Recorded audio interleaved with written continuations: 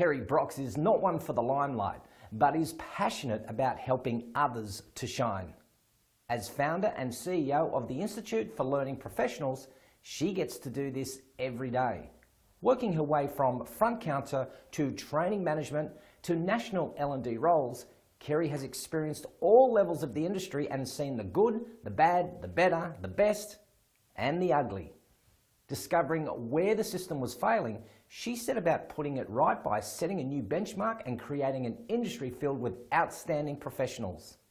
Encouraged by a small band of supportive friends, she has created, developed, and grown ILP to a 1,200 strong membership in just a handful of years. And based at their beautifully appointed training centre in Brisbane, ILP offers members access to cutting-edge resources, high-level industry programs and events including the annual Future of Learning Conference. Kerry has a big vision of an even brighter future for the industry that she cares so much about, and I'm looking forward to hearing how it all began and where she plans to take ILP and its members in the coming years. So Kerry, take me back to the time when you decided that training was the career that you wanted to be in. Probably the very first corporate training program I went on, I was just really impressed with the trainer that did it, and I thought, that's what I want to do. You wanted to be a trainer? Yep. Yeah, I wanted to. It was working for the bank, and yeah, so I sort of asked if I could become a trainer, and they said they're all full. But at the end of the training program, or during the training program, we actually had to give a couple of presentations, and after getting over my terrifying nerves of doing it, yeah, I did a session on how to fill out the robbery form. Yeah. And at the end of the training program, they asked if I'd like to join the training team, and I was blown away. Do you actually remember the trainer's name? Mark, yes. Yeah, it's interesting how, you know, you remember the very best trainers and you also remember the very worst trainers. What was it about him that you liked? He was just really built up rapport. He was very friendly and made everybody feel at ease. And the way that he sort of gave lots of practical examples of actually working for a bank, so it was cashier training. So he just made it very practical, and yeah. Now, you were the education manager with the Australian Institute of Management, I think in the early 2000s. And I guess if anyone was a trainer with AIM, they probably thought they were the cream of the crop. They did. The AIM has got a really good reputation, particularly with their trainers. And to be honest, most of them were really good, but there were some that weren't so good, but they all had the belief that they were great.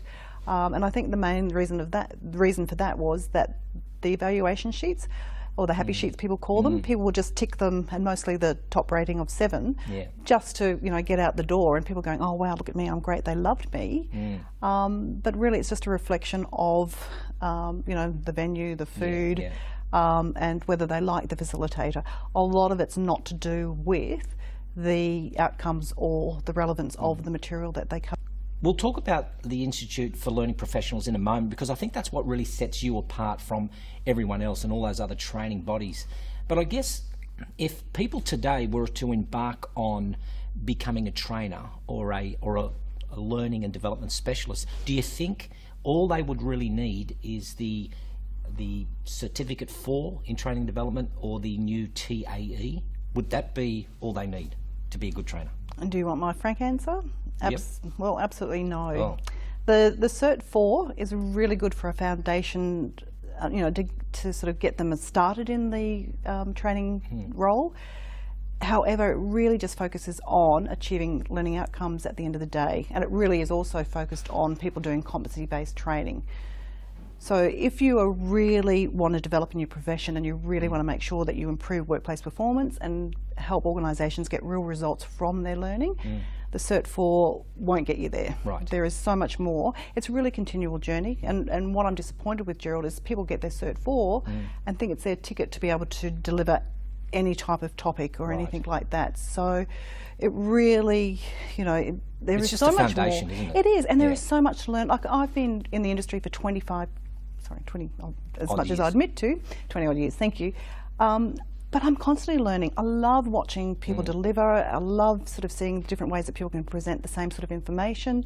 So, you know, a lot of people don't get that. They virtually work in their own little world or their own training program, but they don't get to see other people in action. And that's one of the reasons why I did start the Institute, so that people could connect, see what others are doing, so they can grow through those connections as well. And that's what I want to talk about now. Now, you started the Institute for Learning Professionals in about 2007, but it was called, what was it, AIPF before that? Yep, the Australian Institute of Professional Facilitators. So why did you start it? What was the catalyst behind it all?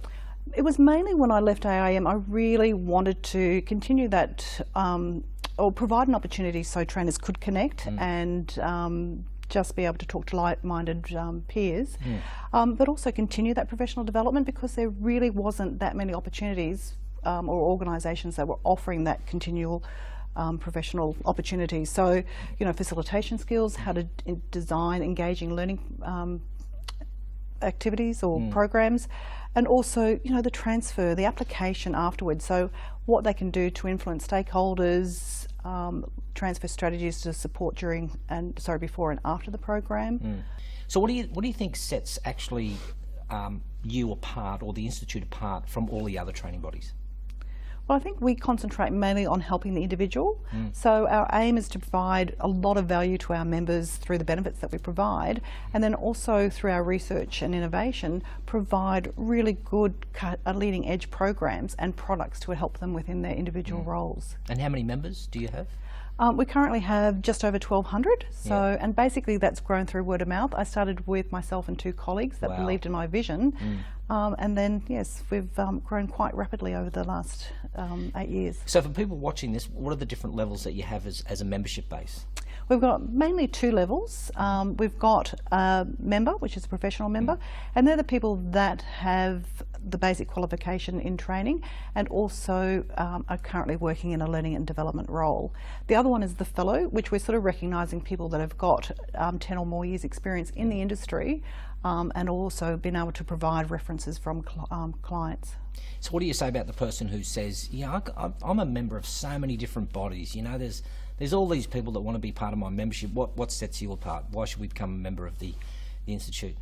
Well, I think it's also the value, and we're really focused on offer a variety of ways for them to connect, whether it's virtual, whether it's face-to-face, but we really want to take them from where they are now and really help them get good results from their learning and development initiatives. Well, I must say, I mean, I've conducted a lot of interviews, and I must admit, you know, this is the first time that the CEO and the founder of, say, like an institute has decided to put herself out the front, or put himself out front, and say, this is what we're about. We want you to be, we want to be raw here, we want to be real, and that's what you are, isn't it? You're a real person with real vision, and you just want to be able to inspire others by helping them develop new skills. Yep. I basically want to build that credibility up of the industry, because as I said, there is a lot of people out there that are just doing the Cert 4 and are getting really good results during the day, but it's sort of, I really want to build the credibility, make sure that the people who are delivering the training, as I said before, do get the results, are really focusing on workplace performance and that ongoing support of learners, not just when they're in front of them, because that's really just giving them the basic skills and knowledge to go back to the workplace. So it sort of is the beginning of the journey. So we want sort of learners to start, or trainers to start realising that that's only one part of it. Really, their role is to then support the learner, making sure that there is a difference and improvement of their behaviour and performance when they return back to the workplace. And what can we look forward to in the future? Oh, there's lots more.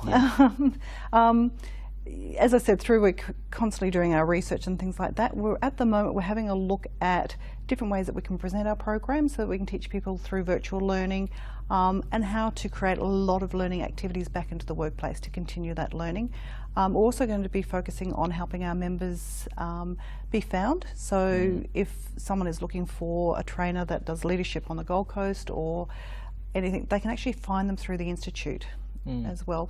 We're also partnering with quite a few of the profile providers like team management services, Genos, to be able to review their products and then offer our members discounts with those accreditations as well, and be also to offer the profile. Now head office is in Brisbane, but you're Australia-wide as well, aren't you? Yep, we've got members all over Australia. We've got a couple in New Zealand. Oh, wow. And yes, we are based in Brisbane. We have our beautiful new learning centre, which we moved into in October last year. In fact, this is part of the learning centre where we are right now. This is our new set, which we basically will be using for our On the Learning Couch here in Brisbane, but also for interviews as well. And that's the other thing too, is that members are more than welcome to come to the Learning Centre and use all the facilities, including the this set. So somebody's right on the precipice of clicking on the button and becoming a member. What would you say to them right now? I would say do it, because it's taking control of your professional journey. You'll become part of a wide community of learning development professionals, and also be able to access all of the great benefits that we have. And are you one of these CEOs that hide in the corner so the member will never be able to see you, or are you available in the centre itself and available for a quick chat and a coffee? Yep, I have a lot of our members that pop in all the time and have a quick cup of coffee, so it's virtually an open door. So, and a lot of people are quite surprised that that I am available. But to me, it is all about our members. It's all about helping them, supporting them. So yeah, I welcome people to contact us and come on in.